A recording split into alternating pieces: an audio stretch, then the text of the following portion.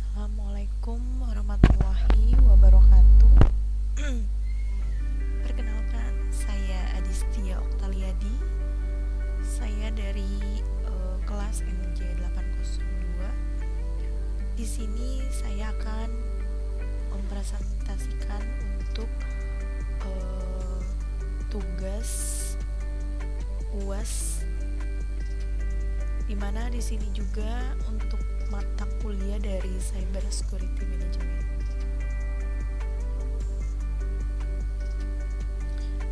Dan untuk tugas presentasi kali ini saya akan menginformasikan untuk sistem informasi dari supply chain management. Dan apa itu untuk supply chain? Sebuah rangkaian atau jaringan perusahaan-perusahaan yang bekerja secara bersama-sama untuk membuat dan menyalurkan produk atau jasa kepada konsumen akhir. Rangkaian atau jaringan ini terbentang dari penambang bahan mentah di bagian hulu sampai retail atau toko pada bagian hilir. Untuk supply chain sendiri, yaitu untuk supply chain adalah aliran material, informasi, uang, dan servis atau jasa dari bahan baku yang diperoleh melalui supplier sampai ke pabrikasi dan pergudangan, dan akhirnya ke pelanggan akhir. Dan untuk supply chain sendiri berasal dari konsep penggabungan link partner organisasi atau perusahaan yang bersama-sama.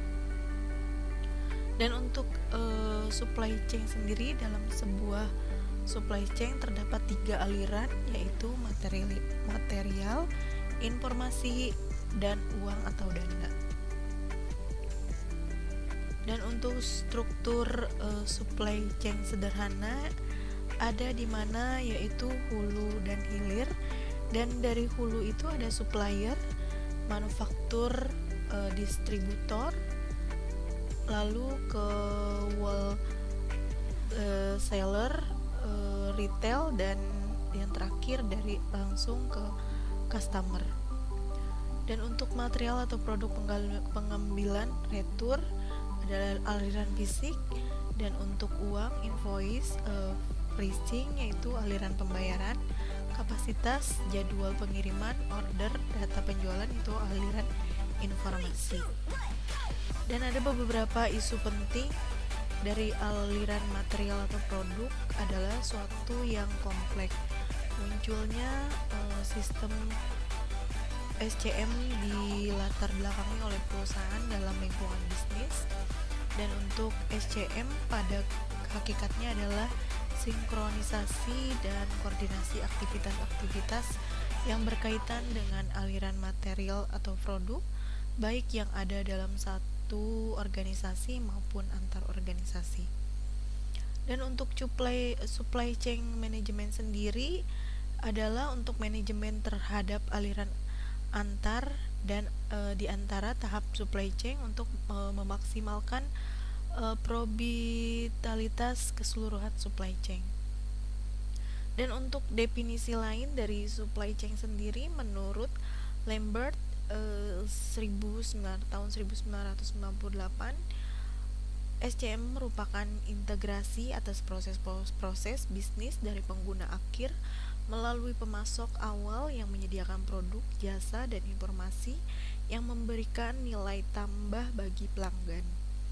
Dan menurut Simchilevi tahun 2002, SCM adalah suatu kumpulan pendekatan yang digunakan untuk mengintegrasikan secara efisien antara pemasok, perusahaan manufaktur, pergudangan, dan toko, sehingga barang yang diproduksi atau didistribusikan pada kuantitas, lokasi, dan waktu yang benar untuk meminimumkan biaya-biaya pada kondisi yang memuaskan kebutuhan tingkat pelayanan.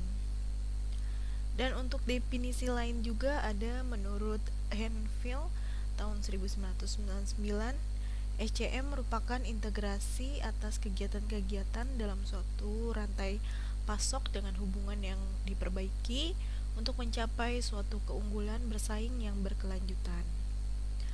Dan menurut Kopra dan Main tahun 2001, SCM mencangkup manajemen atas aliran-aliran di antara tingkatan dalam suatu rantai pasok untuk memaksimumkan keuntungan total. Dan berikut bagian untuk supply chain management sendiri ada finance dan controlling, management, dan di sini ada lalu purchase, produk, stock and distribution, sales, transportasi, lalu ada research dan development dan marketing atau market research. Dan adapun proses bisnis pada supply chain sendiri ada aliran informasinya yang tadi sudah dijelaskan dari pemasok level 1, pemasok level 2, lalu ada dari pabrik, pemasok level 1, pemasok level 2, pelanggan dan pengguna pelanggan akhir. Ya, untuk proses bisnisnya sendiri ada rantai pasoknya, ada manajemen hubungan dengan pelanggan, manajemen pelayanan pelanggan, manajemen permintaan, pemenuhan pesanan, manajemen aliran manufaktur, manajemen hubungan pemasok, pengembangan dan komersialisasi produk, dan manajemen pengembalian. Dan aktivitas fisik pada SCM sendiri ada penggandaan, produksi, pendistribusian, penyimpanan, dan inventory control. Dan aktivitas pasar pada SCM-nya yaitu ada suplai pasar, perancangan produk, dan layanan purna jual. Dan adapun fungsi dari supply chain sendiri di mana secara fisik mengkonversi bahan baku menjadi produk jadi dan menghantarkannya ke pemakai akhir. Dan ada juga SCM sebagai mediasi pasar, yakni memastikan bahwa apa yang disuplai oleh rantai suplai mencerminkan aspirasi pelanggan atau pemakai akhir tersebut. Dan adapun ada 7 prinsip dalam SCM, yaitu ada 1. Segmentasi pelanggan berdasarkan kebutuhannya. 2.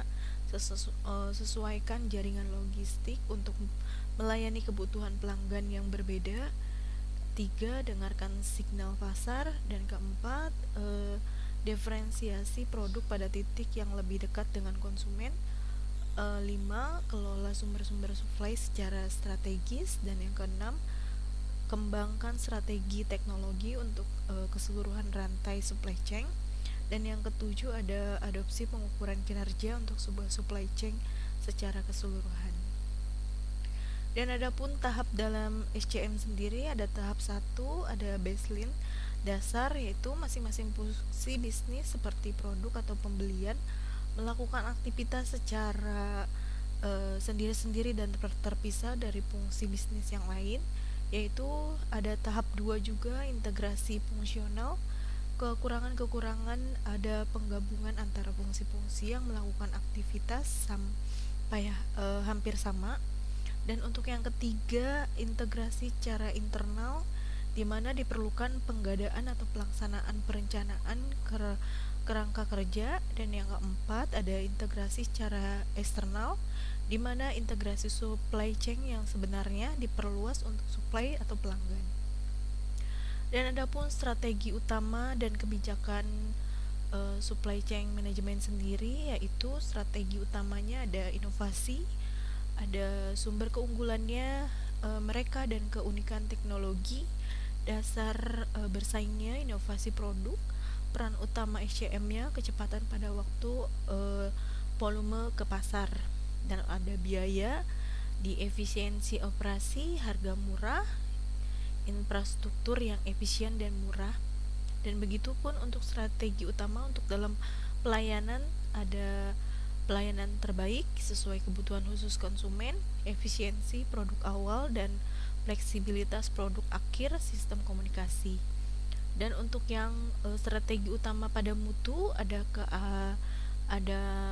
keandalan dan keamanan produk yang terkenal, keandalannya, pengendalian mutu, dan keamanan di sepanjang SCM. Dan untuk dalam kenyataannya kita berhadapan dengan sebuah network jaringan atau sebuah rantai kopra atau mail tahun 2021 tahun 2000 maaf. Di sini ada mungkin dari P&G, Walmart Store dan Customer One Detergent.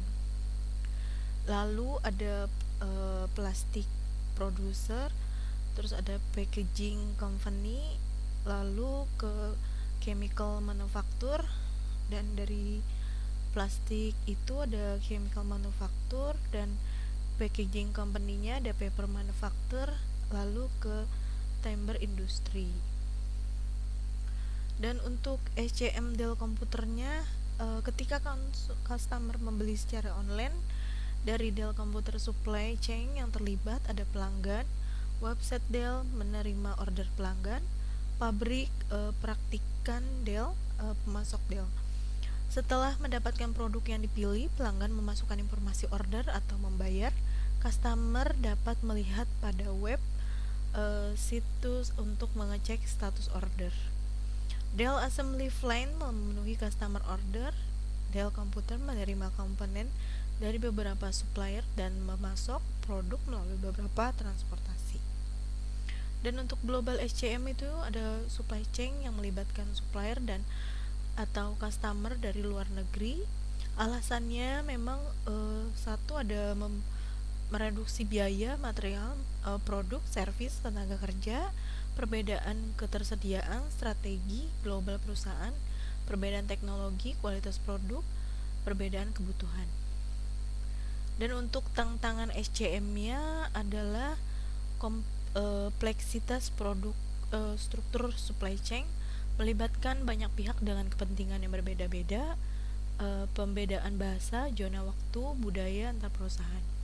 Dan ketidakpastiannya ada ketidakpastian permintaan, pasokan, lead time pengiriman, harga dan kualitas bahan baku dan lain-lain. Dan untuk ketidakpastian internal yaitu ada kerusakan mesin, kinerja mesin yang tidak sempurna, ketidakpastian kualitas produk dan lain-lain. Dan di sini juga ada peran internet. Internet memungkinkan kolaborasi, koordinasi dan integrasi dalam praktek di lapangan. Dengan adanya internet, pihak-pihak pada supply chain bisa membagi informasi serta melakukan transaksi dengan lebih cepat, mudah dan akurat. Dan untuk informasi penjualan di supermarket atau retail akan mudah bisa dibagi menjadi pihak-pihak yang berbeda di sebelah hulu supply chain dengan menggunakan internet. Dan untuk aplikasi internet dalam konteks supply chain management yaitu electronic procurement atau e-procurement, dan untuk electronic fulfillment yaitu e-fulfillment. Dan ada gambaran rantai tersedia sederhana yaitu simple supply chain merupakan penggunaan teknologi untuk meningkatkan proses B2B dan peningkatan ketahanan kontrol langsung serta kepuasan pelanggan. Teknologi yang dimanfaatkan untuk meningkatkan kegiatan operasi pada rantai persediaan atau supply chain. Selain teknologi juga melibatkan perubahan-perubahan pada kebijakan manajemen, budaya organisasi, proses bisnis dan struktur organisasi. Dan untuk kesuksesan supply chain bergantung pada satu, kemampuan dari semua partner pada supply chain untuk memandang kolaborasi ini sebagai sebuah aset strategi, dan yang kedua itu kemampuan untuk melihat informasi yang ada pada semua partner supply chain, dan untuk yang ketiga kecepatan, biaya, kualitas dan layanan pelanggan, dan yang keempat pengintegrasian rantai persediaan yang lebih erat. Manajemen e-supply yaitu ada aktivitas proses yang ada pada ISCM, ada pengisian ulang persediaan, e-procurement atau pemesanan, kolaborasi perencanaan, kolaborasi desain dan pengembangan produk, e-logistik dan perdagangan dengan B2 atau supply web. Permasalahan dalam supply chain, ada supply chain dapat menjadi sangat lama karena melibatkan partner internal dan eksternal yang berada di banyak tempat berbeda. Dan yang kedua, masalah kualitas material yang bisa terjadi karena kesalahan pengiriman jenis material. Dan untuk yang ketiga, tidak adanya infrastruktur atau logistik. Dan yang keempat, order yang tidak menentu baik dari pemasok maupun distribusi. Dan untuk solusi e-commerce untuk supply chain sendiri, order melalui internet, eDay, trained secara otomatis. Contohnya pada B2, order transmisikan secara otomatis ke pemasok ketika level inventory sudah tercapai titik tertentu. Dan yang kedua ada memenuhi order secara langsung. Dan yang ketiga, pembayaran elektronik dapat mempercepat pemenuhan order atau jangka waktu pembayaran. Dan untuk yang keempat ada persediaan dalam dapat diperkecil dengan melakukan pemesanan bila ada produk dan dengan memberikan informasi yang cepat dan akurat pada pemasok. Dan untuk yang kelima ada kolaborasi perdagangan antara anggota supply chain dapat dilakukan di banyak area sehingga dapat mengurangi keterlambatan, gangguan pada pekerjaan, biaya administrasi, dan inventory. Dan untuk kolaborasi perdagangan ada 1 kolaborasi tradisional dan 2 ada kolaborasi jaringan. Mungkin sekian untuk presentasi tugas UAS kali ini dari saya. Kurang lebihnya saya mohon maaf dan saya ucapkan terima kasih. Wassalamualaikum warahmatullahi wabarakatuh.